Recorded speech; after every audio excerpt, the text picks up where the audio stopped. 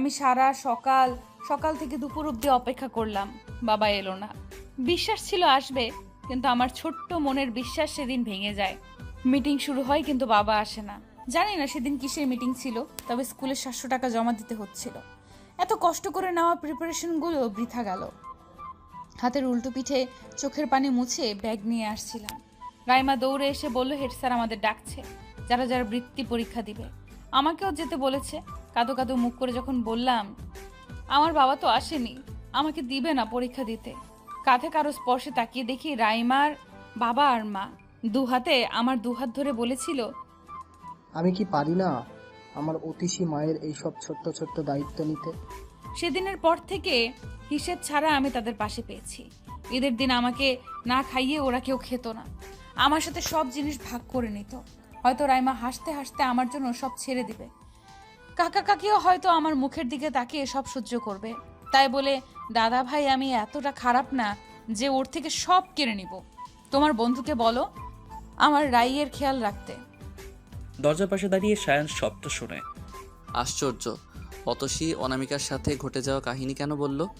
অনামিকা তো বলেছিল অতসীর জেদের কারণে বাবা অতসীকে নিয়ে মেলায় যায়, আর ওর বাবা স্কুলের মিটিং অ্যাটেন্ড করেনি, টাকাও দেয়নি, তাই ও বৃত্তিও দিতে পারেনি। সায়ানের কাছে বড্ড গোল মেরে লাগছে, কোনটা সত্য আর কোনটা মিথ্যে। সেদিন অনামিকার চোখের পানি না আজকের অতসীর চোখের পানি? তবে এটা শিওর, অতসী চাইলে রাইমাকে সরিয়ে দিতে পারতো, কিন্তু এত ত্যাগ। বাধ্য হয়েই সায়ান নার্সের ব্যবস্থা করলো, অতসীর জন্য না অনামিকার জন্য। অতসীকে সে বকে ধমকিয়ে খাবার খাইয়ে দিতে পারে, কিন্তু অনামিকার কি হবে? অনামিকার জন্য অন্য মহিলা মানুষ প্রয়োজন, কারণ সায়ান নিজে পারে না ওর ড্রেস চেঞ্জ করতে কিংবা অন্য কাজ করতে। জড়তা কাজ করবেই না কেন? অনামিকা তো এখনো সায়ানের কাছে বিয়ের আগের মতোই। বিয়ের পর যে সময়টা অনামিকা সুস্থ ছিল, ওদের মধ্যে কোনো সম্পর্ক গড়ে ওঠেনি, আলাদা আলাদা থাকতো। কথা ছিল যেদিন সবাইকে পরিচয় করিয়ে দিয়ে ঘরে তুলবে সেদিন নতুন সম্পর্ক এগিয়ে যাবে। তাই হয়তো সায়ানের অনামিকার প্রতি কিংবা ওর শরীরে স্পর্শ করতে দ্বিধায় ফেলে দিচ্ছে। সেদিন থেকেই অতসীর প্রতি কোনো জড়তা কাজ করছে না। পরপর কয়েকটা হাঁচি দিল অতসী। সায়ান কাউচে বসে দেখছিল। হাঁচি আসলে অতসী মাথা দুলায় যাতে না দিতে হয়, আবার হাঁচি না আসলেও কটন বাদ নাকের ভিতর ঢুকিয়ে দিচ্ছে, কিন্তু তাও থামছে না। সায়ান উঠে এসে চুপচাপ ওর মাথা ধরলো, সাথে সাথে গড়গড়িয়ে বমি করে দিল অতসী। সায়ানের মনে হচ্ছে দেই এক থাপড়। অসুস্থ নাহলে অবশ্যই মাইর খেত, কিন্তু এখন কিচ্ছুই বলো না। মেড দিয়ে সব পরিষ্কার করে নিজেও ফ্রেশ হয়ে এলো। অতসী জ্বরে কাঁপছে। 5 দিন আগে কোনো অ্যান্টিবায়োটিক দেবে না, এই 5 দিন শুধু প্যারাসিটামল খেতে হবে, তাই কিচ্ছু করাও যাচ্ছে না। ইফাদের কল দেখে স্বস্তির নিঃশ্বাস ফেললো সায়ান। অতসীর জ্বর কমেছে কিছুটা। তারপর সায়ান অতসীর করা কাজগুলোর কথা বলল। চুপচাপ শুয়ে থাকো তো, কিছু খাইয়েছিস? আচ্ছা শোন, তোকে একটা কথা জিজ্ঞেস করা ছিল। হ্যাঁ বলো। অনামিকার সাথে কি বিয়ের আগে মেলামেশা করতি? ঠিক কি বলতে চাইছিস? তোর কি ফিজিক্যাল ইনভলভ ছিল? তোর মাথা খারাপ? আমাকে তোর এমন কেন মনে হলো? ইনফ্যাক্ট অনামিকার সাথে আমার আজ অবধি ফিজিক্যাল কিছুই হয়নি। শিওর তুই? আমি না তো কি তুই শিওর হবি? আচ্ছা, অতসীর খেয়াল রাখিস। বেশ চিন্তিতভাবে কল কেটে দিল ইফাত। সায়ানের কথার সাথে তার হাতে থাকা রিপোর্টগুলো তো মিলছে না, কোথাও কি কিছুটা ভুল হচ্ছে নাকি? অনামিকা নিজেই একটা মরিচিকা। ইফাত রিপোর্টগুলো হাতে নিয়ে বাংলাদেশের বেস্ট গাইনোকোলজিস্ট মিসেস ফাতেমা ইব্রাহিমের ক্যাবিনের দিকে এগিয়ে যাচ্ছে। রাত যত বাড়ছে অতসীর জ্বর দ্বিগুণ বেগে বেড়ে চলেছে। একদিকে অতসী, অন্যদিকে অনামিকা। আশ্চর্য হলেও সায়ান অতসীর সাথে আছে। জ্বরের তাপে অতসী পুরো লাল হয়ে গেছে। হঠাৎ মায়ের বলা একটা কথা সায়ানের মনে হলো। একদিন মা জ্বর নিয়ে একটা হাদিস বলেছিলেন। আয়েশা রাদিয়াল্লাহু তাআলা আনহা বর্ণিত হাদিসে আছেন, মহানবী সাল্লাল্লাহু আলাইহি সাল্লাম বলেছেন, জ্বর হয় জাহান্নামের তাপ থেকে, কাজেই তোমরা পানি দিয়ে তা ঠান্ডা করো। সায়ান অতসীর মাথায় জলপট্টি দিয়ে দিল। গা মুছিয়ে দিবে কিনা চিন্তা করতেই আবার ফিরে এলো। হাত পা গলা ভালো করে মুছে দিল। মাঝে মধ্যে গিয়ে অনামিকার খোঁজ খবর নিচ্ছে। ইফাত ঘন্টায় ঘন্টায় কল দিচ্ছে, শুধু একটা কথাই, কিছু খাইয়ে মেডিসিন খাইয়ে দিতে। কিন্তু কপাল সায়ানের, এই মেয়ে একটু পানি খেলেই বমি করে ফেলে আর থরথর করে কাঁপছে। এভাবে রাত 12টা বাজলো। আবার ইফাত কল দিয়েছে। কিছু খেয়েছে? একটু আপেল খেয়েছিল। মেডিসিন? না, বমি করছে আবার। ভাই কিছু কর, নইলে মেয়েটা মরবে। চুপচাপ শুয়ে রাখ। আর শোন, আমার বোনের চুল মাশাল্লাহ অনেক বড়। চুল ভেজাবি না, নাহলে ঠান্ডা বেশি লাগবে। আজ আমার নাইট আছে, তাই কাল আসবো। আচ্ছা। কল কেটে দেখে অতসী বিছানায় বসে আছে, সব ড্রেস চেঞ্জ করেছে। সায়ান এসে বাহাদুর কোমর পেঁচিয়ে বিছানায় আদর্শ হয়ে ওর মাথা জোর করে সায়ানের বুকে রাখে। অতসী প্রথমে উঠতে চাইলেও উঠতে পারে না। মিস্টার মাহমুদ, বলো। আমাকে ছাড়ুন, আমি ওয়াশরুমে যাব, বমি আসছে। সায়ান ডান হাতে অতসীর দুহাত ধরে, হায় আল্লাহ, এত পিচ্ছি পিচ্ছি হাত! হ্যাঁ, সায়ানের এক হাতে দুহাত এঁটে যাচ্ছে। অতসী, তোমার 3টে স্বপ্নের কথা বলো তো। আমার 3টে স্বপ্ন? হ্যাঁ। আচ্ছা, 1, আমার একটা গাভী থাকবে, আমি আমার চুনু চুনু করে দুধ পানাবো। 2, আমার অনেকগুলো হাঁস মুরগি থাকবে, অনেক ডিম পারবে, আমি সেগুলো বিক্রি করব। 3, আমার হাফ ডজন বাচ্চা কাচ্চা থাকবে। সায়ান অতসীর কথা শুনে ওর দিকে তাকায়। অবাক হওয়ার সপ্ত আসমানে সে অবস্থান করছে। Are you serious? হ্যাঁ হ্যাঁ, এসব অদ্ভুত স্বপ্ন কোথায় পেলে? আর চুনু চুনু কি? যখন দুধ পানাবো তখন একটা শব্দ হয়, চুনু চুনু চুনু চুনু চুনু চুনু। অতসীর কথা শুনে গা কাঁপিয়ে হাসতে লাগলো। অতসীর বেশ রাগ হলো, হাতে জোরে চিমটি কাটলো সে। আউচ, কি করছো কি? হাসলেন কেন? আচ্ছা হাসবো না, কিন্তু তোমার সব স্বপ্ন পূরণ করব। কি হলো? আপনি পূরণ করবেন মানে? করবে তো দিহানজি। হোয়াট? দিহান কেন তোমার বাচ্চার বাবা হতে যাবে? তুমি ভুলে গেছো তুমি আমার লিগ্যাল ওয়াইফ। আপনি খুব খারাপ। আপনি আমার থেকে আমার সব কেড়ে নিছেন, আমার দিহানকে কেড়ে নিছেন, আমার সব শেষ করে দিছেন, আমার দিহানকে কাঁদিয়েছেন, আমাকে মেরেছেন। আমি আপনাকে খুন করব, তারপর আমি পালিয়ে যাব দিহানের সাথে, দেখবেন তখন মজা কাকে বলে। কথাগুলো বলেই অতসী সায়ানকে মারতে থাকে। সায়ান পুরোপুরি হতবাক। অতসী জ্বরের ঘরে এমন করছে, গা তো পুড়ে যাচ্ছে। না হলে অতসী এমন করার মেয়ে না। অন্তত পালিয়ে যাওয়ার প্ল্যানের কথা সায়ানকে বলতো না। অন্য সময় হয়তো রিয়েক্ট করতো, কিন্তু এবার করলো না। চুপচাপ অতসীকে নিজের সাথে জড়িয়ে ধরলো সায়ান। আচ্ছা, কোনো জড়তা কাজ করছে না কেন? মনে হচ্ছে সব স্বাভাবিক, কিন্তু এমন তো হওয়ার কথা ছিল না। অনামিকার প্রতি অস্বস্তি, অথচ অতসীর প্রতি স্বাভাবিক ব্যবহার সায়ানকে ভাবিয়ে তুলছে। অতসী, হুম কিছু খাবে? হুম কি? চুমু। What are you kidding with me? I am serious mister Mahmud. One condition and one answer. What? তুমি মিল্কশেক খেয়ে নিবে আর একটা উত্তর দাও। কি? দিহান কখনো তোমাকে কিস করেছে? না। কেন? দিহান বলতো আমি ওর লেডি লাক, আমাকে কিভাবে অপবিত্র করবে? সম্পর্ক বৈধতা পেলেই না হয় সব হবে। আচ্ছা। সায়ান যেন মনে মনে এটাই প্রার্থনা করছিল। উত্তর পেয়ে ঠোঁটের কোণে হাসি ফুটেছে। অতসীর দিকে মিল্কশেক এগিয়ে দিল। প্রথমে নাইনকুর করলেও পরে পুরোটা শেষ করে মেডিসিন খেয়ে বিছানায় 2 পা তুলে বসলো অতসী। আমার চুমু? সায়ান ভেবে পাচ্ছে না কি করবে। এভাবে কি ঠিক হবে? তারপর অতসীর হাতে আলতো করে চুমু দিল। এটা কি? তুমি যা চাইলে, তোমার ভাষায় চুমু। এটাকে হামি বলে। চুমু হয় গভীর, যেখানে ভালোবাসা, আবেগ, অনুভূতি প্রকাশ পায়। হইছে, এখন ঘুমাবে, আসো। অতসীকে জোর করে নিজের সাথে জড়িয়ে ঘুমিয়ে পড়ল সায়ান। কিছুক্ষণ পর খেয়াল করলো অতসী গভীর ঘুমে, কিন্তু দুজনেই ঘেমে গেছে। অতসীর জ্বর বেড়েছে, ছেড়েছে। অতসীর ভেজা শরীর সায়ানকে ভিজিয়ে দিচ্ছে, গায়ে টি শার্ট লেপটে যাচ্ছে। সকাল 7টার দিকে ঘুম ভাঙলো অতসীর। প্রচন্ড মাথা ব্যথা। নিজেকে সায়ানের বাহুতে আবিষ্কার করে বেশ অবাক হয়েছে। তারপর এই লোক খালি পায়ে কেন? এত ভাবতে পারছে না অতসী, তাই চুপচাপ উঠে ফ্রেশ হয়ে অনামিকাকে দেখতে চায়। হ্যাঁ, অনামিকা ঠিক আছে, প্রচন্ড ক্ষুধা পেয়েছে। নিচে নেমে 1 পিস ব্রেড আর একটু পানি খায়। সব যেন তেতো করলা। রুমে এসে দেখে সায়ান এখনো ঘুমে। এই লোক এখানে করছেটা কি? কাল তো দিনে বেশ যত্নার্থী করেছে, সব কেড়ে নিয়ে এত আদিক্ষেতা। উপায় না পেয়ে অতসী আবার গিয়ে বা পাশে শুয়ে পড়ে। কিছুক্ষণ পর সায়ানের কল আসে। অতসী ডিস্টার্ব হবে তাই দূরে গিয়ে কথা বলে। যেহেতু অফিস যাচ্ছে না, তাই ফ্রেশ হয়ে অনামিকাকে দেখে রিকোয়েস্ট করে আবার অতসীর রুমে।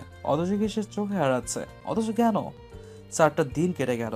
অতসী মোটামুটি সুস্থ, তাই সায়ান আজ অফিসে যাচ্ছে। অতসী নিচে কফি বানাচ্ছিল, এদিকে সায়ান ডেকেই যাচ্ছে। কোমরে শাড়ির আঁচল গুজে সায়ানের সামনে দাঁড়ালো অতসী। কি সমস্যা মিস্টার মাহমুদ? অফিস যাব তুমি জানো না? তা আমি কি করব? টাই বেঁধে দিবে কে? আমি পারবো না। কেন?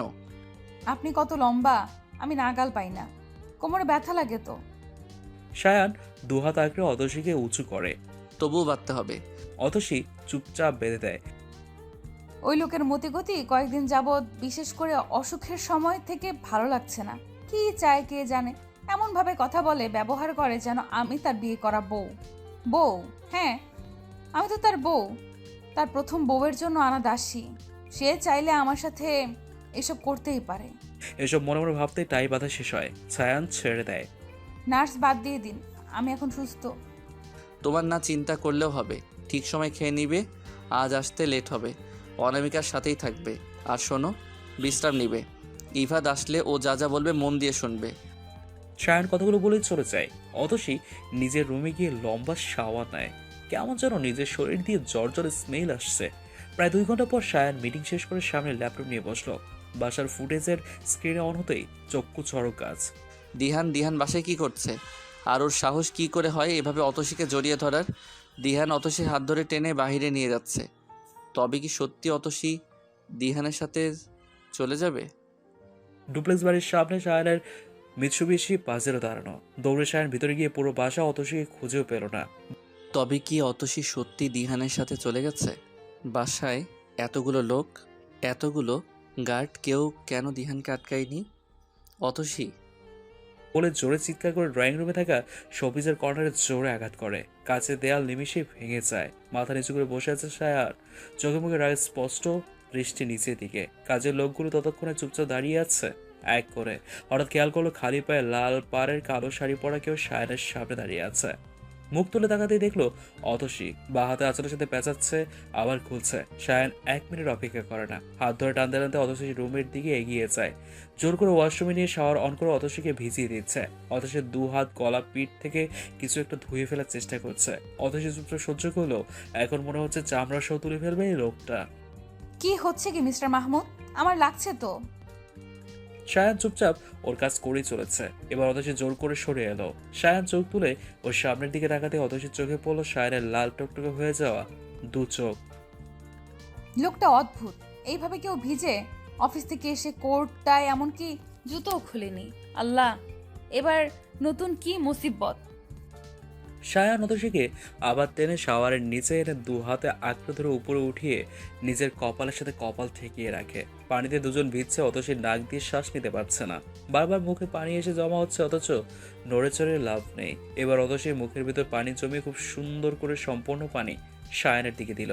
সায়ান চোখ খুলে তাকিয়ে ওকে নামিয়ে দিয়ে জিজ্ঞেস করলো, এটা কেমন ব্যবহার? আপনি বলুন, এটা কেমন ব্যবহার? কই ছিলে তুমি? ছাদে।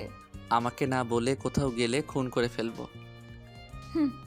যান, বের হন, আমার শীত লাগছে। এই না না, বের হবেন না। এই নিন, টাওয়াল চেঞ্জ করে বের হন, আমি রুমে যাচ্ছি। না, তুমি থাকো, আমি যাচ্ছি। আপনি এত ঠ্যাটা কেন? এই অবস্থায় রুমে গিয়ে পুরো রুম নষ্ট করবেন। পরিষ্কার কে করবে শুনি? এতগুলো মেইড কি ঘাস কাটার জন্য রাখছি? হ্যাঁ, ওরাও মানুষ। নিচে কি করেছেন সেগুলো ওরাই পরিষ্কার করেছে তো। চুপচাপ যা বলছে তাই করুন। সায়ান ওয়াশরুম থেকে বেরিয়ে এসে থেকে অতসীর চুল মুছতেছে। অতসী দিহানের সাথে যায়নি, এটাই অনেক। কিন্তু দিহান এত সহজে কেন ছেড়ে দিয়ে গেল? নাকি অন্য প্ল্যান করেছে ওরা? না, জানতে হবে। অতসী প্লিজ লক্ষ্মীটি, 1 কাপ কফি দাও। দিচ্ছি, কিন্তু আমাকে কখনো লক্ষ্মী বলে ডাকবেন না। এটা আদরের ডাক। আমি তোমার স্বামী, আমি ডাকতেই পারি, আমার অধিকার আছে। শুধু আমাকে নয়, অন্য কাউকে লক্ষ্মী বলে ডাকবেন না, ইমান নড়বড়ে হয়ে যাবে। ঠিক বুঝলাম না।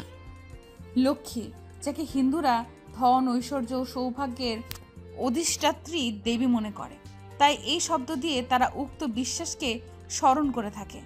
আর মুসলমান কোনো দেবদেবীকে ধন, সম্পদ ও সৌভাগ্যদাতা বিশ্বাস করতেই পারে না, করলে তার ঈমান থাকবে না।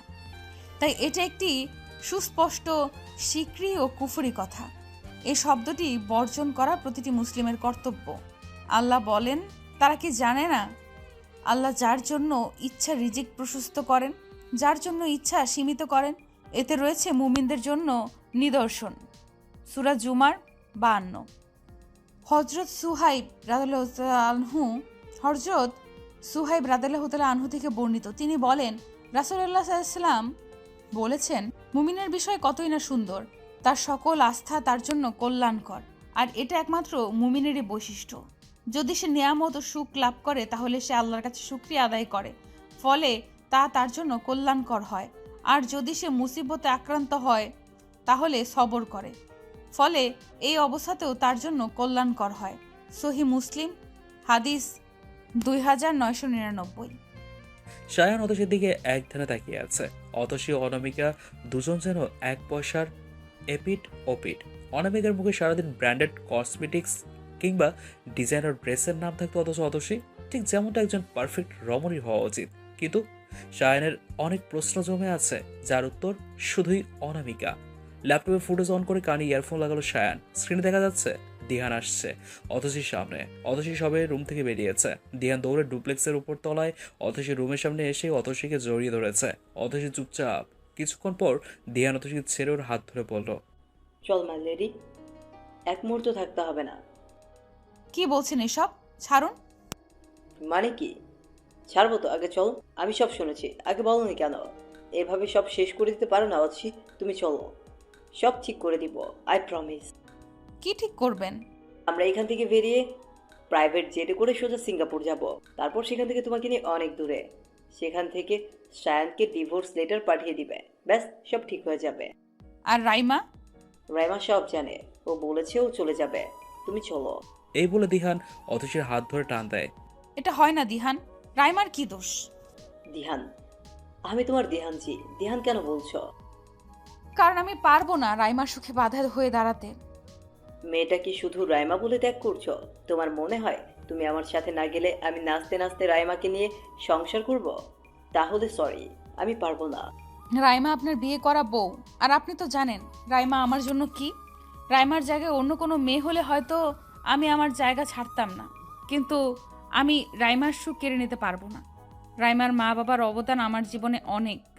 আমি জেদের বসে রাইমাকে বিয়ে করেছি তোমাকে কষ্ট দেওয়ার জন্য। আমি সাকসেসফুল মিস্টার মেহবুব। আপনি যদি একটু অপেক্ষা করতেন। যাই হোক, আপনি চলে যান। অছি প্লিজ, এত বড় শাস্তি দিও না। আপনি প্লিজ আমাকে আত্মহত্যা করতে বাধ্য করবেন না। অছি, পাগল হলে? দিহানের ডান হাত অতসী ওর মাথায় রাখে। আপনি আপনাদের সম্পর্ককে সুযোগ দিবেন, রাইমার সব স্বপ্ন পূরণ করবেন।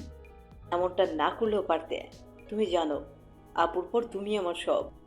দিহান, আমি ছিলাম, সময়ের স্রোতে আমি হারিয়ে যাচ্ছি। আপনাকে রাইমাকে আঁকড়ে ধরতে হবে। লাইফটা কি কোনো গেম না? অছি প্লিজ চলো। দিহান, আমি পারবো না। দিহানের চোখে পানি। অতসী তো কখন থেকেই কাঁদছে। তুমি এত বোকা কেন মেয়ে? এত বোকা কেন? কেন মানুষকে তোমাকে ছোট করার, অবহেলা করার সুযোগ দাও? একটু বলবে?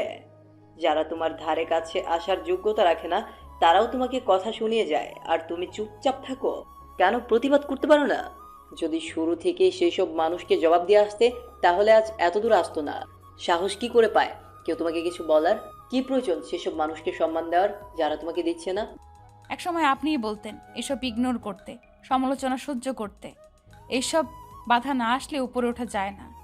ভুল করেছি আমি। আমার উচিত ছিল তোমাকে তখন থেকে এইসব বিষয়ে সাবধান করা। প্রথম প্রথম যদি এইসব কথার উত্তর দিতে, তাহলে আজ কেউ কথা বলার আগে 10 বার ভাবতো। অছি, লাইফ তোমার, চিন্তা তোমার। এমন কোনো মানুষকে কোনো ইম্পর্টেন্সই দিও না যারা আদারও খাবে তদারও করাবে। প্রমিস করো, যদি কোনোদিন মনে হয় তোমাকে এই সম্পর্কে অপমানিত হতে হচ্ছে, তুমি সেদিন বেরিয়ে আসবে। আমি তোমার জন্য সব সময় থাকবো। আজ থেকে বন্ধুর মতো আমাকে পাশে পাবে। রাইমার সাথে আমাদের সম্পর্ককে আমি সুযোগ দিব, কারণ আমি তোমায় ছুঁয়ে বলেছি কিনা। সুযোগ দিলেও তুমি আমার মনে থাকবে আজীবন। ভালো থেকো মাই লাভ, নিজের খেয়াল রেখো। দিহান হাতের উল্টো পিঠে চোখ মুছে বেরিয়ে গেল। অতসী সেখানে দাঁড়িয়ে বিড়বিড় করে বলল, My pain may be the reason somebody's love, but my love must never be the reason somebody's pain. তুমি বরং কুকুর পোষো, প্রভুভক্ত খুনসুটিতে কাটবে তোমার নিবিড় সময়। তোমার জন্য বিড়ালি ঠিক, বরং তুমি বিড়ালি পোষো। খাঁটি জিনিস চিনতে তোমার ভুল হয়ে যায়, খুঁজে এবার পেয়েছো ঠিক দিক ঠিকানায়। শোনা, এখন তুমি বিড়াল এবং কুকুর পোষো। শূকরগুলো তোমার সাথে খাপ খেয়ে যায়। কাদা ঘাটায় দক্ষতা বেশ সমান সমান। ঘাটাঘাটির ঘন ঘটায় তোমাকে খুব তৃপ্ত দেখি। তুমি বরং ওই পুকুরেই নাইতে নামো, উঙ্কো পাবে, জলও পাবে। চুল ভেজার তেমন কোনো আশঙ্কা নেই। ইচ্ছে মতো যেমন খুশি নাইতে পারো, খোলা পানির আড়াল পেলে কে আর পাবে তোমার দেখা? মাছ শিকারে নামতে পারো তুমি, বরং খোলা পানির মাছ শিকারে দেখাও তোমার গভীর মেধা। তুমি তোমার স্বভাব গাছে দাঁড়িয়ে পড়ো, নিরিবিলি স্বপ্ন নিয়ে আর কতকাল শুধু শুধু মগজে এক মোহন ব্যাধি। তুমি বরং কুকুর পোষো, বিড়াল পোষো। কুকুর খুবই প্রভুভক্ত এবং বিড়াল আদর প্রিয়। তোমার জন্য এমন সামঞ্জস্য তুমি কোথায় পাবে? সায়ান ভ্রুকুচকে তাকিয়ে আছে অতসীর দিকে। অতসী ভাবলিসীনভাবে রুদ্র মোহাম্মদ শহীদুল্লাহের কবিতাটি আবৃত্তি করে চায়ের কাপে চুমুক দিল। এই 5 দিন ওর পেটে খাবার খুব কম পড়েছে, যা পড়েছে তাও বমি করে গেছে, বেরিয়ে গেছে, একটু শক্তি নেই। তার উপর আবার দিহানের সাথে দেখা। মন থেকে কিভাবে যে ওর সামনে ছিল অতসী নিজেও জানে না। হাত পা ভেঙে আসছিল, মাথা ঝিমঝিম করছিল, তবুও সাহস শক্তি জুগিয়ে দাঁড়িয়েছিল। দিহানের প্রতিটি কথার উত্তর দেয়নি, কিন্তু রাইমার জন্য কোনো ক্ষতির কারণ নিজেও হয়নি। চা মুখে দিতে পেটের ভেতর মোচড় দিচ্ছে। এই বুঝি বমি এলো, কিন্তু এভাবে চলবে না। শারীরিকভাবে সুস্থ হলে অবশ্যই মন থেকেও শক্তি আসবে। তোমার সাহস কি দিন দিন বাড়ছে না? সাহস জন্মগতভাবেই আছে, দেখতে চাচ্ছেন? সুস্থ হয়েছে মনে হচ্ছে। জি, so stay away from me, নইলে হাড্ডি গুড্ডি ভেঙে দিব। শায়ান কিছু বলার আগেই ইফাত এসে হাজির হয়। ইফাতের 2 হাতে 2 প্যাকেট এগিয়ে দেয় অতসীর দিকে। দাদা ভাই, এগুলো কি? যা খেলে আপুমনি দ্রুত শক্তি পাবে। পেয়ারা আর আম। তুমি কি করে জানলে আমার খেতে ইচ্ছে করছিল? বোনের মনের খবর আমি রাখবো না তো কে রাখবে শুনি? ধন্যবাদ। আচ্ছা, চা না কফি? ঠান্ডা এক গ্লাস পানি। আমি নিয়ে আসছি। ইফাত শায়ানের দিকে ঘুরে বসলো। বন্ধু নয় শায়ান, দিহান ইফাত 3 ভাইয়ের থেকেও বেশি। দিহানের বিষয়টা ইফাত আগে জানলে শায়ানের সাথে অতসীর বিয়ে যেভাবে হোক বন্ধ করতো।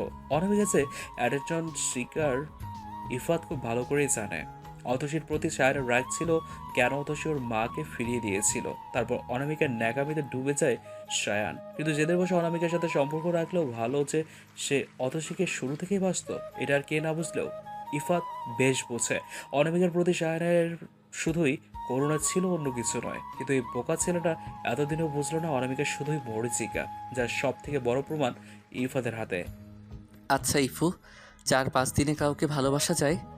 4-5 দিন অনেক বেশি সময়। ভালোবাসতে কয়েক মুহূর্তই যথেষ্ট। জানিস তো হুমায়ুন আহমেদ কি বলেছেন? ভালোবাসাবাসির জন্য অনন্তকালের প্রয়োজন নেই, 1 মুহূর্তই যথেষ্ট। তুই আবার নতুন কারো প্রেমে পড়েছিস নাকি? কথাটা বলেই ইফাত হাসতে থাকে আর শায়ান ফ্রুকুসকে তাকিয়ে আছে। দাদা ভাই, তোমার পানি। আর শোনো, আপুকে জলদি ঠিক করে দাও। আমি বাড়ি যাব, আমার দম বন্ধ লাগে এখানে। 2 দিন পরে এক্সামও আছে। এক্সাম না দিলে ইয়ার গ্যাপ যাবে। এমনিতেও এবছর আমার আর এক্সাম। আপু সুস্থ হলে আমি চলে যেতে পারবো। আর হ্যাঁ, প্লিজ তাড়াতাড়ি। বাবা বলেছে বাড়িতে উঠতে দিবে না, আমাকে হোস্টেলেই উঠতে হবে। তাড়াতাড়ি না হলে আবার হোস্টেলে সিট পাবো না।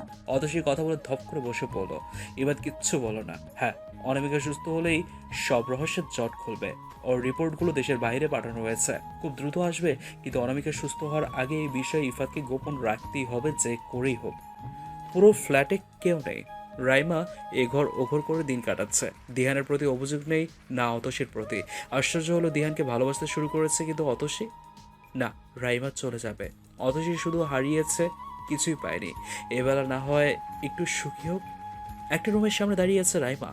এই রুমে 5 দিনেও আসা হয়নি। রাইমা দরজা খুলে ভিতরে গিয়ে পুরো হতবাক। দেয়াল জুড়ে অতসীর অনেক ছবি, কখনো অতসীর ক্যামেরার দিকে তাকানো, কখনো আনসেন্সর্ড। রুমের অন্য পাশে রাখা এক বিশাল টেডি বিয়ার। টেডি বিয়ারটার গালে হাত রাখতেই রাইমা ডুব দিল অতীতে। প্রতিদিন কলেজে যাওয়ার সময় সুপার শপে একটা বড় টেডি বিয়ার দেখা যায় বাইরে থেকে। অতসী রাইমা প্রতিদিন দেখতো, আর অতসী বলতো দেখিস, ওটা আমি কিনবই কিনবো। দাম ছিল প্রায় 2680 টাকা, কিন্তু অতসীর জন্য এত টাকা অনেক। নিজের খরচ নিজের দিতে হয়। রাইমা বলেছিল গিফট করবে, কিন্তু অতসী নিজেই কিনবে। প্রায় 8.5 মাস সময় নিয়ে 2700 টাকা জমিয়ে যেদিন কিনতে যাবে ঠিক সেদিন কে যেন টেডি বিয়ারটা কিনে নিয়ে যায়। অতসী চুপচাপ পুকুর পাড়ে 2 ঘন্টা কড়া রোদে বসেছিল। রাইমা পুরো শহর খুঁজেও ওরকম পেয়েছিল না। মেয়েটা সচরাচর কিছু শখ করে না, কিন্তু এই টেডির শখ ওর প্রচুর। ভাগ্যে ছিল না মেয়েটার। বেটার লাক নেক্সট টাইম বলে হেসেছিল অতসী। বাসায় এসে ড্রয়িং রুমে টেডি বিয়ারটা দেখে দৌড়ে গিয়ে গালে হাত রেখে অতসী সবে একটু স্পর্শ করেছিল, তখন অনামিকা ওকে টেনে এনে গালে কষিয়ে থাপ্পড় মারে একটা। ন্যাকা কান্না করতে করতে বাবাকে বলে ওর কোনো এক বেস্ট ফ্রেন্ড গিফট করেছে আর অতসী নষ্ট করে দিচ্ছে। অতসীর বাবা কিছু না বলেই বের হয়ে যায়। অনামিকা হাতে থাকা গরম চা অতসীর হাতে ঢেলে দেয়। রাইমাদের বাড়ির পাশাপাশি হওয়াতে সব দেখেছিল সেদিন। পরে জানতে পারে ওর বাবা সেদিন ওকে খেতে অব্দি ডাকেনি। অনামিকা অনামিকা অনামিকা, তুই যে কত বড় কালসাপ তা যদি তোর বাবা বুঝতো। তোর জাস্ট ফ্রেন্ডগুলোকে লাইন করে দাঁড় করালেও এলাকা ছড়িয়ে যাবে। তুই সুস্থ থাকতেও আমাদের শান্তি দিসনি, এখন মরার মতো পড়েও তুই অতসীর জীবন নষ্ট করে দিচ্ছিস। আল্লাহ তোকে মাফ করবে না। দিহান ফিরে এসছে। রাইমা ধুকপুকানি বুক নিয়ে দিহানের সামনে এসে দাঁড়ালো। অতসী আসেনি, আসবে না। কেন? তোমার জন্য। আমি চলে যাব। অতসীকে ছুঁয়ে কথা দিয়ে এসেছি, আমি আমাদের সম্পর্ককে সুযোগ দিব। আমার তো দয়া চাই না। কিন্তু আমি চাই অতসীর ইচ্ছাকে সম্মান দিতে। রাইমা কথা বাড়ায় না। অতসীর প্রতি ভালোবাসা আরও বেড়ে গেল। সত্যি মাঝে মধ্যে আত্মার সম্পর্ক রক্তের সম্পর্ক থেকে বড় হয়ে দাঁড়ায়। রাত বেড়েই চলেছে। অনামিকার পাশে বসে আছে সায়ান, মনে হাজারো প্রশ্ন। পাশের রুমে অতসী, বাইরে হালকা বাতাস বইছে। সায়ান উঠে জানালার ধারে দাঁড়িয়ে বিড়বিড় করে বলল, প্রত্যেকে একা হয়ে গেছি। কি ভয়ঙ্কর এই একাকিত্ব, কি নির্মম এই বান্ধবহীনতা, কি বেদনাময় এই বিশ্বাসহীনতা। সকাল সকাল এত বড় সারপ্রাইজ আশা করেনি অতসী। মা এসছে প্রায় 1-1.5 মাস পর দেখলো মাকে। জ্বরের কথা শুনে এসছেন, সাথে রান্না করে নিয়ে এসছে মেয়ের পছন্দের সব কিছু। অতসী বেশ তৃপ্তি নিয়ে খাচ্ছে। সায়ান শুধু তাকিয়ে দেখছে। হালকা কফি কালারের সুতি শাড়ি পরা অতসীর চুলগুলো হাত খোপা করা, সামনের চুলগুলো গলার দুপাশে স্পর্শ করছে। নাকের ছোট ডায়মন্ডের নাকফুল ঠিক তিল থেকে 2 সেন্টিমিটার নিচে। ঠোঁটগুলো বারবার নড়ছে। বাম হাতের কনিষ্ঠ তিল বারবার টানছে সায়ানকে। এক ধ্যানে বসে থাকা সায়ানের ঘোর কাটে অনামিকার বাবার কথায়। অতসী মায়ের সাথে কথা বলে ব্যস্ত। অতসী এত কথা বলতে চায় না। খেতে খেতেই অতসী বিষম খায়। না, খাওয়ার না মা, দুইজনের একজনও কোথাও হারিয়ে যাচ্ছে না। এত তাড়াহুড়োর কি আছে? সাবধানে খাওয়া যায় না? সব কিছুতেই তাড়াহুড়ো। কথাগুলো বলতে বলতে সায়ান দ্রুত উঠে নিয়ে গিয়ে পানি এগিয়ে দেয়। পিঠে হাত বুলিয়ে দিচ্ছে অতসীর মা। চোখে মুখে পানি এসে গেছে। কোনো উত্তর না দিয়েই নাক টানতে টানতে অতসী উঠে যায়। ওর মা পেছনে পেছনে যাচ্ছে। অতসীর বাবা সায়ানের দিকে কিছুক্ষণ তাকিয়ে থাকে। কেন যেন মনে হচ্ছে সায়ান অতসীর প্রতি দুর্বল হয়ে যাচ্ছে। এমন তাহলে অনামিকা যখন সুস্থ হবে তখন যদি সায়ান অতসীকে না ছাড়ে, অনামিকারটা ওর কি হবে? না, কিছু একটা করতে হবে। অনামিকা সুস্থ হোক আগে, তারপর অতসীকে সে নিয়ে যাবে। অনামিকাকে জানতেই দেবে না অতসী সায়ানের বিয়ের কথা। সময় বহমান। ইস, কাছের মানুষগুলো যখন আশেপাশে থাকে তখন যদি ঘড়ির কাঁটা বন্ধ হয়ে যেত, বন্ধ করে দেয়া হতো, কতই না ভালো হতো। অতসীর বাবা আগেই চলে গিয়েছে নিচে। অতসী মায়ের থেকে বিদায় নিয়ে বারান্দায় গিয়ে দাঁড়িয়েছে। যতদূর দেখা যাবে এখান থেকেই দেখবে। আর জীবনে দেখা হবেই না, নাই কে জানে। চলতে চলতে অতসীর মা থেমে যায়। ব্যাগ থেকে একটা ল্যাপটপের ব্যাগ বের করে সায়ানের হাতে দেয়। আমার মেয়ের জীবনে অনেক কিছুই পেয়েছে, কিন্তু আফসোস পরিবার থেকে কিছুই পায়নি। শুধু শখ করে গ্রাফিক্সের কাজ শিখেছে, কিন্তু ল্যাপটপের কথা বাবাকে বলেও লাভ হয়নি। তখন তোমাদের অ্যাক্সিডেন্ট হলো। যদিও তোমাকে আমাদের 1 পয়সা দিয়ে চালানো লাগেনি, কিন্তু অনামিকার বাবা অতসীকে বকেছিল। তার মায়ের এই বিপদের সময় অতসী গ্রাফিক্সের কাজ শেখা, ল্যাপটপ কেনা একদম বেমানান ছিল। তাই কিনে দেওয়া তো দূরে থাক সেসব কথা থাকবে সেসব কথা। এইটুকু আমার মেয়েটা তার শখ আহ্লাদ 2 চোখের পানিতে ভাসিয়ে দিয়েছে। টু শব্দটা কয়নি, কিন্তু আমি তো মা, তাই ওর আমার কাছে করা প্রথম আর শেষ আবদারটা রাখলাম। তুমি প্লিজ ওকে এটা দিও। বাসায় তো থাকে, এটা পেলে মন ভালো থাকবে। বলবে আমি দিলাম না কেন। ওর নানুর হাতের বালা জোড়ো বিক্রি করে কিনেছি। মেনে নিতে পারবে না তো, কারণ আমার মায়ের শেষ স্মৃতি ছিল। আরও একটা কথা বাবা, ওকে এত ওভাবে মেরো না। ওর মার খাওয়ার অভ্যেস আছে, কিন্তু মেয়ে মানুষ তো, যদি উঁচু নিচু কিছু হয়েছে, আমার কথাই কিছু মনে করো না। পারলে মেয়েটাকে পরীক্ষা দিতে দিও। ভালো থেকো বাবা। ভদ্রমহিলা কথাগুলো বলে কালো ওড়নার কোণা দিয়ে চোখ মুছে হাঁটতে লাগলো। পেছনে ফিরে বার দুয়েক তাকালেন উপরে বারান্দায়, হয়তো অতসী দাঁড়িয়ে আছে সেখানে। অতসীর মায়ের বলা কথাগুলো কানে বাজছিল সায়ানের। অনামিকা কি তবে তাকে ঠকিয়েছে, নাকি মেয়েকে বাঁচাতেই উনি এসব কথা বলে গেলেন? অতসী যদি সত্যি গ্রাফিক্সের কাজ কয়েকদিনে শিখে, তাহলে ওসব কিভাবে? অনামিকা না অতসী, কাকে বিশ্বাস করবে সায়ান? কে বাস্তব কে মরিচিকা? হ্যাঁ, অতসীর বিরুদ্ধে সব প্রমাণ সায়ানের কাছে আছে। অনামিকাকে অতসী কতটা কষ্ট দিত, কিন্তু অতসীর ব্যবহার সবকিছু উল্টো প্রমাণ করছে। সায়ানের মাথায় প্রচন্ড ব্যথা হচ্ছে। অ্যাক্সিডেন্টের পর থেকে কোনো বিষয় নিয়ে টেনশন নিতে পারছে না, সে স্ট্রেস নিতে পারছে না। না তার অতসীকে চাই, অতসীর ছোট্ট একটা হাসি যে কোটি টাকার সুখের থেকেও বেশি। অনেকক্ষণ যাবৎ সায়ানের ফোন বেজে চলেছে। অতসী পাশে হরর মুভি সিরিয়াল দেখছে। কালার্সে নতুন হরর টিভির সিরিয়াল শুরু হয়েছে, কবচ। ভূতের প্রতি অতসীর টান বরাবরই বেশি। মাঝে মধ্যে চিন্তা করে, ইস, আমার যদি একটা ভ্যাম্পায়ার বয়ফ্রেন্ড থাকতো। না, সায়ানের ফোন বেজেই চলেছে। ওই খাম্বাটা কই গেছে? কল রিসিভ করে না কেন?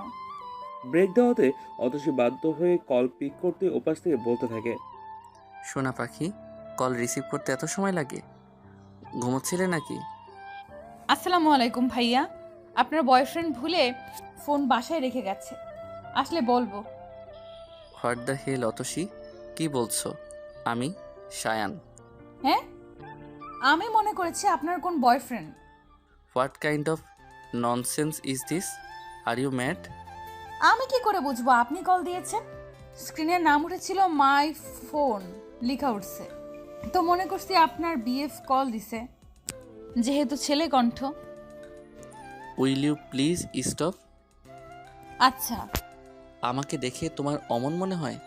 আর ইউ থিঙ্কিং নাটস? না মানে আপু ঘুমাচ্ছে, খাইয়ে দিয়েছি, নার্স আছে আর আমিও পালিয়ে যাইনি। আমি এসব জিজ্ঞেস করেছি? হয়তো করতেন তাই বললাম। তোমার রেজিস্ট্রেশন নাম্বার বলো। মানে? রেজিস্ট্রেশন নাম্বার বুঝো না? ওইটা বলো, প্লাস অ্যাডমিন রোল। এইসব বাবা বিয়ের দিন ছিঁড়ে ফেলেছে, আমার কাছে নেই। মনে তো আছে নাকি? প্লিজ জলদি বলো। আচ্ছা। ধন্যবাদ। ফোন রেখে গেলে কল দিলেন কি দিয়ে? আমার ফোন কি একটা নাকি? আমি জানি নাকি। আচ্ছা রাখছি, একটু ব্যস্ত আছি, দ্রুত আসবো। খেয়াল রেখো দুজনের। অতসী কল কেটে দিয়ে বসে থাকে কিছুক্ষণ। লোকটা না খাম্বা, লোক না খাম্বা, কি মনে করে নিজেকে? আমি কি করে বুঝবো যে উনি কল দিছে? জীবনে কোনো দিন আমার সাথে ফোনে কথা বলেছে? ফোনটাই বা রেখে যাওয়ার কি দরকার ছিল? ভাল লাগে না। আল্লাহ, তুমি একটা বিমান দাও, আমি উড়ে উগান্ডা চলে যাই। বিমানের কথা মনে হতেই দিহানের কথা মনে হয় অতসীর। দু চোখ পানিতে টলবল করছে। দৌড়ে ছুটে যেতে ইচ্ছে করছে দিহানের কাছে, কিন্তু রাইমা কষ্ট পাবে। আচ্ছা, আজ বাদে কাল যখন অনামিকা সুস্থ হবে তখন অতসীর কি হবে? হ্যাঁ, কোথায় যাবে? বাবার বাড়ি? বাবা জায়গা দিবে তো? ক্যাফেতে প্রায় 48 মিনিট যাবত অপেক্ষা করছে আফরিন। ইফাদের সময়ের জ্ঞান কি কোনো দিনও হবে না? এমনিতেও সারা সপ্তাহে দুজনেই ব্যস্ত থাকে। এই বুধবার বিকেলে দুজনের জন্য একটু ফ্রি সময় বের করে নেয়। অথচ গত 1 মাস যাবৎ ইফাত তাও দিতে পারছে না। এভাবে যে মেয়েটার কষ্ট হয় সে বোঝে না? হ্যাঁ, প্রিয় মানুষের সাথে দেখা করতে আসলে একটু সাজগোজ করে আসতে হয়। হালকা কাজল, লিপস্টিক, সাথে খোলা চুল, এসব লাগে সামনের মানুষকে স্পেশাল ফিল করানোর জন্য। কথাটা ইফাত একদিন আফরিনকে বলেছিল, যেদিন আফরিন একটু অগোছালোভাবেই চলে আসে। খুব লজ্জা লেগেছিল। এরপর থেকেই আফরিন ইফাতের সাথে দেখা করতে আসলে শাড়ি পরে সেজে বের হয়। কিন্তু ইফাতটা যে কই? 5 মিনিট পর ইফাত আসে। এসে বসতে বসতে বলে, সরি, দেরি হয়ে গেল। কোথায় ছিলে? একটু কাজে। কি কাজ? অতসীর অ্যাডমিট। কথাটা শেষ করতে দেয় না আফরিন। অতসী নামটা যেন এতক্ষণে অভিমানের উপর ঘি ঢেলে দিল। আবার ওই মেয়ে? আচ্ছা, ওই মেয়েটা ছাড়া কি আর কোনো কাজ নেই তোমার? মানে? মানে কি বুঝবো না? আমার জন্য সময় হয় না, অথচ ওই মেয়ের জন্য এত কিসের আদিক্ষেতা? কি সম্পর্ক তোমাদের? তুমি জানো না ও আমার ছোট বোনের মতো, তারপরে তুমি রেগে আছো? নাও পানি খাও। পানি my foot? Are you think I am little girl? No mister Ifat Chowdhury.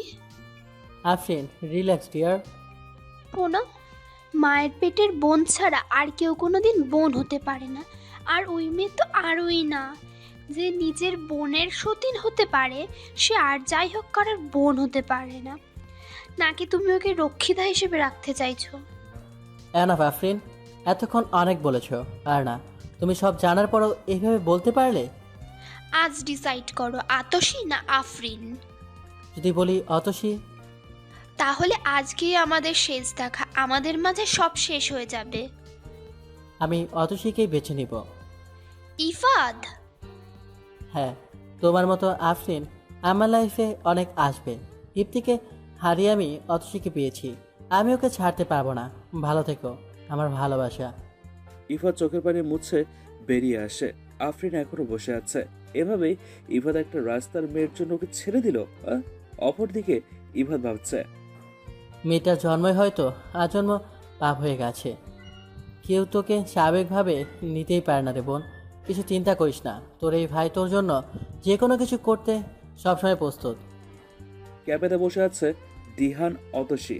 Dihan কয়েক মিনিটের জন্য বাইরে গিয়েছে, হয়তো জরুরি কল এসছে। পাশে রাখা দিহানের পাসপোর্ট। কফিতে চুমুক দিয়ে পাসপোর্ট হাতে নিল অতসী। কেমন বাচ্চা বাচ্চা মদন কুমারের মতো লাগছে। মদন কুমার? তাহলে কি দিহানও গান গায় তার জন্য? মধুমালার গান? আমি স্বপ্নে দেখলাম মধুমালায় মুখরে।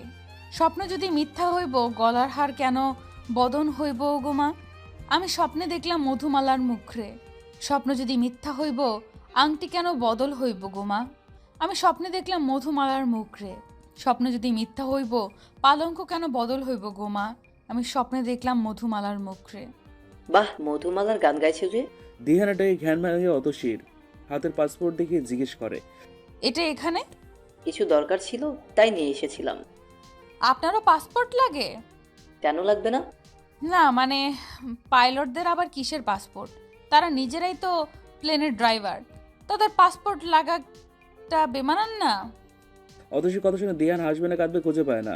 কথা বলার সময় অতসীর মুখের ভাব এমন ছিল যেন কত বড় অন্যায় পাইলটদের পাসপোর্টে থাকা।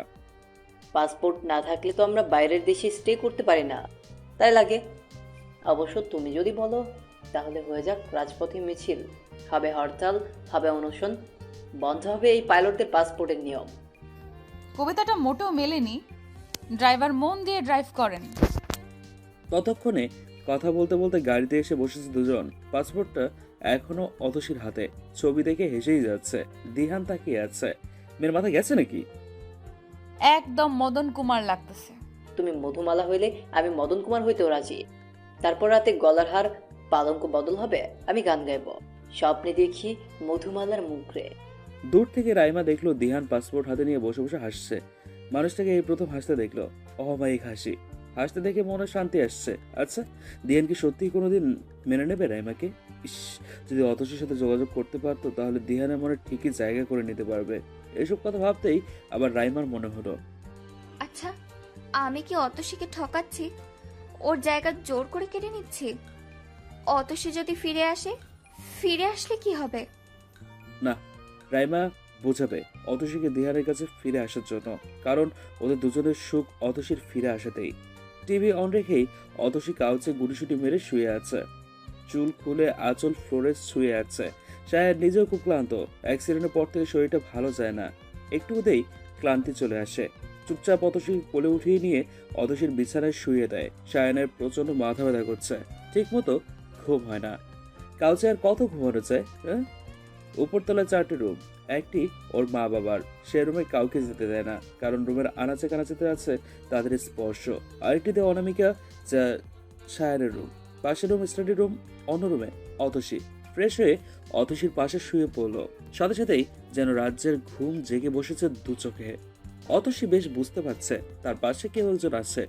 মিস্টার মাহমুদ। হ্যাঁ, উনি ছাড়া আর কে থাকবে? কিন্তু উনি আমার বা পাশে কি করছে? উনি কি জানে না স্বামীদের সব সময় স্ত্রীর ডান পাশে ঘুমাতে হয়? আশ্চর্য লোক তো। কথাটা বলে অতসী শায়নের বা পাশে একদম কিনারে ঘেঁষে শুয়ে পড়ল। অতসী আবার ঘুম চোখে তাকিয়ে দেখলো তার চুল ফ্লোরে স্পর্শ করছে। কি ভেবে আবার উঠে বসে চুলগুলো খোপা করে শাড়ির আঁচল টেনে শায়নের পাশে শুয়ে পড়লো। ভাগ্যিস মনে পড়েছিল দাদির কথা। দাদি বলতো বেহুলার চুল বেয়ে সাপ উঠে লক্ষ্মীধরকে কামড়েছিল। তাই স্বামীর পাশে শুলে যেন কখনো চুল মাটি স্পর্শ না করে। যদিও কুসংস্কার, তবুও অতসীর অবচেতন মন এসব নিয়ম ঠিক মেনে চলছে। অতসীর অবচেতন মন সায়ানকে স্বামী বলে স্বীকৃতি দিচ্ছে। ওই যে কবুল, কবুল শব্দটার শক্তি যে অনেক অনেক শক্তি। যে শব্দটা 3বার পরে বাঙালি নারী পারে সম্পূর্ণ অচেনা অচেনা মানুষকে নিজের সব থেকে আপন মানুষ হিসেবে স্বীকৃতি দিতে। সত্যি কি অতসী পারবে সায়ানকে তার জীবনের সাথে বেঁধে রাখতে, না অপেক্ষা করছে কোন ঝড় যা শেষ করে দেবে সবটা? সায়ান বেশ বুঝতে পারছে মেয়েটা গুটিসুটি মেরে একদম বুক ঘেঁষে শুয়ে আছে। চুলগুলো খোপা করা, প্রায় খুলে গেছে। পায়ের টাকনো থেকে বেশ উপরের শাড়ি, পাতলা চাদর টেনে দিল অতসীর ওপর। তারপর পাশ ফিরে আবার ঘুম। অতসীর যখন ঘুম ভাঙলো তখন বিকেল পেরিয়ে রাত। নিজের ওপর বেশ ভারী জিনিস অনুভব করলে খেয়াল হলো সায়ানের এক হাত ওর মাথার নিচে, অন্য হাত পেটের উপরে। দিব্যি উপর দিয়ে পা দিয়ে ঘুমিয়ে আছে। অতসী চুপচাপ থাকলো কিছুক্ষণ। হঠাৎ অনামিকার কথা মনে হওয়াতে সায়ানের থেকে নিজেকে ছাড়িয়ে নিয়ে দৌড়ে ওয়াশরুমে চলে যায়। দু হাতে অজলা ভরে পানি নিয়ে বারবার মুখে দিচ্ছে। চোখে পানি সে আসতে দিতে যাচ্ছে না, তবুও অস্ফুট স্বরে নিজের অজান্তেই মুখ থেকে দিহার নামে চিৎকার বেরিয়ে এলো। বারবার ছুটে চলে যেতে ইচ্ছে করে, কিন্তু রাইমার জন্য সে আজ এখানে বাধা পড়েছে। মনে মনে আওড়াচ্ছে দিহানের নাম। বাথটাবের পাশে বসে পড়ে অতসী। কেন সে রাতে দিহানকে সে ফিরিয়ে দিয়েছিল? যদি না ফিরাতো তাহলে হয়তো আজ দিহান অতসীর সাথেই থাকতো। অতসীর চাপা কান্নার স্বর ঠিক সায়ানের কানে পৌঁছে যায়। সায়ান ডাক দিতে যেও পারে না। অধিকার কি সত্যিই আছে? জোর করে বিয়ে করলেও অতসীর মন অব্দি পৌঁছাতে সে পাচ্ছে না। এদিকে অতসী দিহানের নাম নিয়ে কান্না করেই যাচ্ছে। রবীন্দ্রনাথ ঠাকুর ঠিকই বলেছিলেন, পৃথিবীতে বালিকার প্রথম প্রেমের মতো সর্বগ্রাসী প্রেম আর কিছুই নেই। প্রথম যৌবনে বালিকা যাকে ভালোবাসে তাহার মতো সৌভাগ্যবানও আর কেউই নেই। যদিও সে প্রেম অধিকাংশ সময় অপ্রকাশিত থেকে যায়, কিন্তু সে প্রেমের আগুন সব বালিকাকে সারা জীবন পোড়ায়। বেশ কিছুক্ষণ পর অতসী বেরিয়ে আসে। শাড়ি বেশ ভিজে গেছে। সায়ান তখনও বিছানায়। আবার শাড়ি নিয়ে চেঞ্জ করে বেরিয়েছে রান্নাঘরের উদ্দেশ্যে। অতসী তেমন কিছু খেতে পারে না, তাই তার মা বেশ ঝাল দিয়ে বাদামের মরিচ বাটা, কালো জিরার মরিচ বাটা, তিলের মরিচ বাটা সহ আরো অনেক কিছুই নিয়ে এসেছিল। অতসী ভাত, আলু ভর্তা, ডিম ভাজি করছিল। যদিও কাজের লোক আছে, তবুও অতসী নিজে করতেই পছন্দ করে। কি করছো? সায়ানের হঠাৎ এমন প্রশ্নে অতসী চমকে যায়। খাবারে বিষ দিচ্ছি, লেমন ফ্লেভার, চলবে? চলবে না, দৌড়াবে। আচ্ছা, মেনু কি? আপনি এসব খাবেন না, আপনার জন্য হাবিজাবি আছে। বলো তো। অতসীর মেনু শুনে হেসে বলল, ইফাদের এসব বেশ পছন্দ। তুমি কি ইফাদকে আসতে বলবে? কথা শেষ হতেই ফোন এগিয়ে দেয় অতসীর দিকে। অতসী সানন্দে ফোন হাতে নিয়ে কথা বলা শুরু করে। ইফাদের বাসায় একই ব্লকে হওয়ায় ইফাদ আসবে। অতসী দ্রুত সব তৈরি করে টেবিলে রাখতে রাখতে ইফাদ চলে আসে। চেহারায় বেশ ক্লান্তি। বিকেলে আফরিনের ব্যবহারে সে বিরক্ত আছে। এতদিনের সম্পর্ক ওদের, কিভাবে আফরিন এসব বললো? সব জানার পরেও যখন ওর ভাই এমন একটা পরিস্থিতি দিয়ে যাচ্ছিল, তখন বড় ভাইয়ের বড় সাপোর্ট ছিল সে নিজেই। আর অতসীর সাপোর্ট ইফাত হলেই বা সমস্যা কোথায়? এসব ভাবতে ভাবতেই দীর্ঘশ্বাস ছাড়লো ইফাত। রান্নাঘর থেকে অতসীর একটু চিৎকার শোনা গেল। সায়ান ইফাত দুজনে ছুটল সেদিকে। ডান হাত রক্তে মাখামাখি। বৃদ্ধাঙ্গুলি বেশ ভালোই কেটেছে। পাশে রাখা আধ কাটা লেবু দেখে বুঝতে অসুবিধা হলো না যে লেবু কাটতে গিয়েই এমনটা হয়েছে। সায়ান দুহাত আঁকড়ে আছে অতসীর পিচ্ছি আঙ্গুলটা। ইফাত ছাড়িয়ে নেয়, কারণ সায়ান যেভাবে চাপ দিচ্ছে ব্লাডারও বেশি আসছে। ইফাত ছাড়িয়ে নিয়ে ওয়াশ করে ব্যান্ডেজ করে দেয়। তারপর নিজেরাই ফ্রেশ হয়ে খেতে বসে। অতসী খাবার সার্ভ করলেও কিভাবে খাবে? ইস, আলু ভর্তা ভাত কি আর চামচ দিয়ে খেয়ে শান্তি হচ্ছে নাকি? অতসীর এমন চেহারা দেখে সায়ানের বেশ হাসি পায়। ওর পাশের চেয়ারে ওকে বসিয়ে ভাত মাখিয়ে মুখে তুলে দেয়। অতসী বেশ বড় বড় চোখ করে তাকিয়ে আছে। সামনে ইফাত দাদা ভাই, সে কি মনে করবে? সায়ান যেন অতসীর মনের কথা বোঝে। ইফাতকে লজ্জা পাওয়ার কিছুই নেই, চুপচাপ খেয়ে নাও। প্রচন্ড ক্ষুধা লাগায় অতসী চুপচাপ মুখে তুলে নেয় খাবার। সায়ান অতসীর মুখে পুরো লোকমা ভাত দিচ্ছে না, হাফ জন্য রাখছে। অতসীর হঠাৎ করে মায়ের বলা কথাটা মনে পড়ে গেল। যে স্বামী নিজ স্ত্রীকে এক লোকমা ভাত খাইয়ে দিবে, আল্লাহ ওই স্বামীর সগিরা গুনাহ মাফ করে দিবেন। অতসীর মন বা মস্তিষ্ক কি চাইছে? অতসীর অবচেতন মন সায়ানকে স্বামী হিসেবে মানছে, কিন্তু অতসীর মস্তিষ্ক দিহানের কথা ভাবছে। নিজেকেই নিজের মাঝে গুলিয়ে ফেলছে অতসী। এসব ভাবতে পারে না সে। ইফাত একটা ফাইল এগিয়ে দিল অতসীর দিকে, ইশারায় করলো অতসী যেন খুলে দেখে। ফাইল খুলে অতসীর চোখ ছানা বড়া। অ্যাডমিন রেজিস্ট্রেশন কার্ড জিজ্ঞাসক চোখে তাকিয়ে আছে অতসী। মুচকি এসে মাথায় হাত রেখে এক্সামের প্রিপারেশন নিয়ে নাও, কালকের দিন আছে শুধু। অতসীর হাত পা কাঁপছে, চোখ দিয়ে পানি এসে গেছে। মায়ের পর যদি কারো থেকে এমন স্নেহ পেয়েছে সে হলো ইফাত। ইফাত এবার একটা ল্যাপটপ এগিয়ে দিল। যদিও এসব সায়ান নিজে বলেছে ইফাতকে দিতে, কারণ অতসী হয়তো তার হাত থেকে নাও নিতে পারত। তাই তো সায়ান ইফাতের হাত দিয়ে সব অতসীকে দিল। অতসী চুপচাপ হয়ে আছে। ইফাত অতসীর পাশে বসে বলতে থাকলো, আপু এক্সাম দিবি না? দাদা ভাই কিছুই তো পারি না, তাছাড়া বই। সব আমি নিয়ে এসেছি। আচ্ছা কোনো মতে অ্যাটেন্ড করো, পরে সাপ্লি দিও। আমি কি আসবো তোমার দিতে? সায়ান এদের মাঝে কথা বলে ওঠে, আমি নিয়ে যাব, তাছাড়া বড় মা যেতে বলছিল। আচ্ছা ঠিক আছে, আমি কাল আসবো। এবার আপু তুই পর, আমি আসি। ইফাত চলে যায়। সায়ান এসে অসতির পাশে বসে আরো দুটো বক্স এগিয়ে দেয়। একটাতে মাউস, অন্যটায় কিবোর্ড। শুনেছি তুমি নাকি গ্রাফিক্স শিখেছিলে, এসব করতে পারো। ওয়াইফাই তো আছেই, কোনো হেল্প লাগলে বলো, আমি স্টাডি রুমে আছি। সায়ান উঠে স্টাডি রুমে চলে যায়। অতসী ল্যাপটপ বুকে জড়িয়ে চুপচাপ বসে আছে। কিভাবে করবে ওসব কাজ? হ্যাঁ, ওসব কাজ যে শুধু দিহানকে মনে করিয়ে দেবে, কারণ দিহানের হাতে তো এসব শিখেছিল সে। সবেমাত্র ফজরে আজান দিয়েছে। গায়ে চাদর জড়িয়ে শাওয়ারের নিচে দাঁড়িয়ে আছে রাইমা। শরীরের বিভিন্ন জায়গায় দাগ বসে গেছে। নিজেকে ভাগ্যবতী মনে করবে নাকি অসহায়? হ্যাঁ, আজ প্রথমবার দিহান ওর এতটা কাছে এসছে, তবুও নেশার ঘরে বারবার অতসীর নাম বলছিল সে। যখন দিহান সেন্সে আসবে তখন কি মেনে নেবে রাইমাকে, নাকি সব হারিয়ে যাবে? দিহানকে প্রমিস করেছে অতসীকে ফিরিয়ে দেবে। না চাইতেই বিয়ের বন্ধনে আগেই দিহানকে বেঁধে রেখেছিল সে। এসব জানিয়ে আর মানুষটাকে কষ্ট দেবে না। হ্যাঁ, দিহানের নেশার সাথে সাথে কাল রাতে সব স্মৃতি শেষ করে দেবে রাইমা। মনে হচ্ছে কেউ একজন মাথার ভিতরে সবকিছু টান দিয়ে ধরে রেখেছে। উফ, অসহ্য যন্ত্রণা। কেমন একটা অস্বস্তি ফিল হচ্ছে। উঠে বসে দিহান কোমর থেকে পা অব্দি পাতলা কম্বল দিয়ে ঢাকা। উঠে বসে বুঝতে পারে পরনে কিচ্ছুটি নেই। আশ্চর্য, নেশার ঘরে এমন অদ্ভুত কাজ তো কোনোদিন করেনি সে। পাশে রাখা টাওয়াল পেঁচিয়ে বিছানা থেকে উঠে ওয়াশরুমের দিকে পা বাড়ায়। শ্যাম্পু করার সময় শরীরে বিশেষ করে বুকে পিঠে গলা ধরেছে, কিন্তু আমলে না নিয়ে বেরিয়ে গেল। ড্রেসিং টেবিলের আয়নার সামনে দাঁড়াতে শির দ্বারা বের ঠান্ডা স্রোত বয়ে গেল। বুঝতে বাকি রইল না কাল রাতে কি হয়েছে। পুরো ফ্ল্যাট খুঁজেও রাইমাকে পেল না। এমন এক নেশাময় রাত কাটিয়ে সকালে অতসীকে হারিয়েছে সে। সেটাতে অতসী কোনোভাবে দিয়ানকে ঘুম পাড়িয়ে দিল। রাইমার উপর সে পুরুষত্ব জাহির করে ফেলেছে। রাইমা অবশেষে অতসীর রুম পেল। এই রুমটা দিহান অতসীর সব স্মৃতি দিয়ে ইচ্ছে দিয়ে সাজিয়েছে।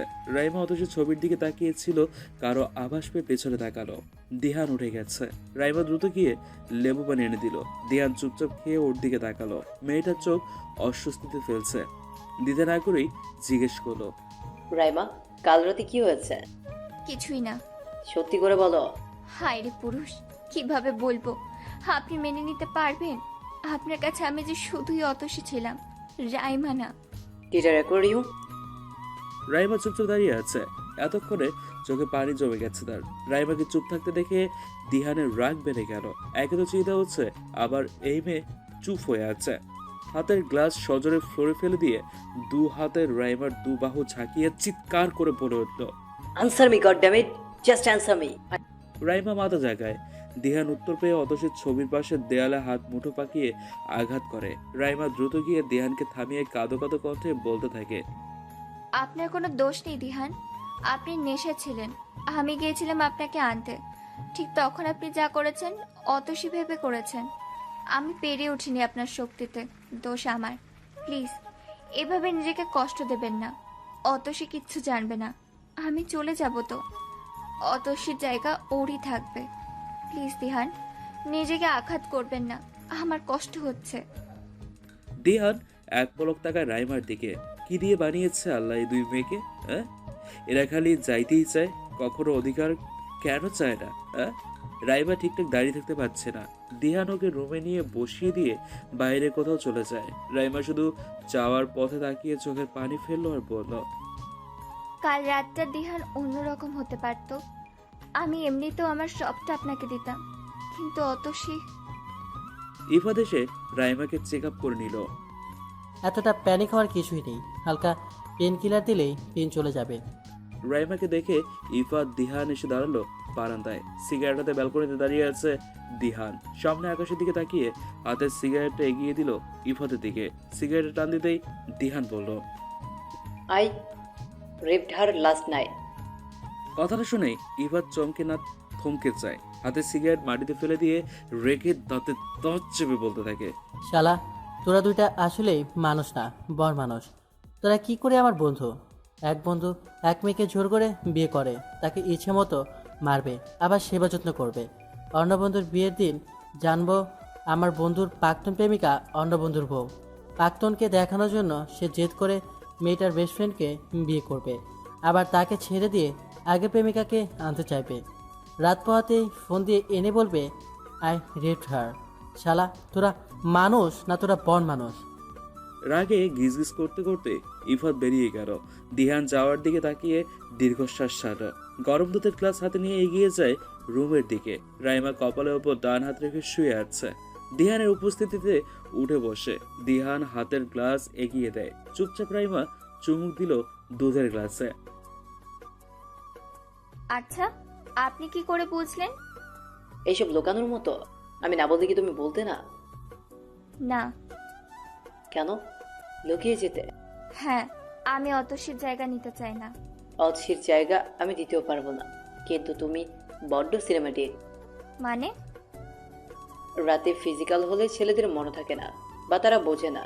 এটা শুধু মুভি বা গল্পেই হয়। সি, তোমার নখের আঁচড় লাভ সাইন। এটা কি সত্যি আপনার জন্য লাভ সাইন? দিহান কোনো উত্তর দেয় না, কারণ উত্তরটা জানা নেই। সারাদিন সায়ান ছিল না বাসায়। কাল অতসীকে নিয়ে বের হবে তাই আজকে ব্যস্ত ছিল। বাসায় ফিরতে দেখে রাত্রি 10টা বেজে গেছে। রুমে ঢুকে দেখে অতসী পুরো বিছানা, বই, খাতা, পেন্সিল, ইরেজার সব ছড়িয়ে ছিটিয়ে পেটের নিচে বই রেখে উপর হয়ে শুয়ে ঘুমাচ্ছে। সায়ান পাশে বসে শুধু অতসীকে সোজা করে শুয়ে দিয়ে কাপড় ছেড়ে ফ্রেশ হতে চলে যায়। ফ্রেশ হয়ে এসে বিছানা থেকে সব গুছিয়ে এবার অতসীর দিকে তাকালো। সারাদিনের ক্লান্তি শেষ হয়ে যাচ্ছে। আচ্ছা, মেয়েটা কি আমাকে চার্জ করছে নাকি? আর মনে হেসে ওঠে সায়ান। পাশে বসে সিগারেট জ্বালায় সে। এক মনে চেয়ে আছে অতসীর দিকে। হঠাৎ পিটপিট করে চোখ মেলে তাকায় অতসী।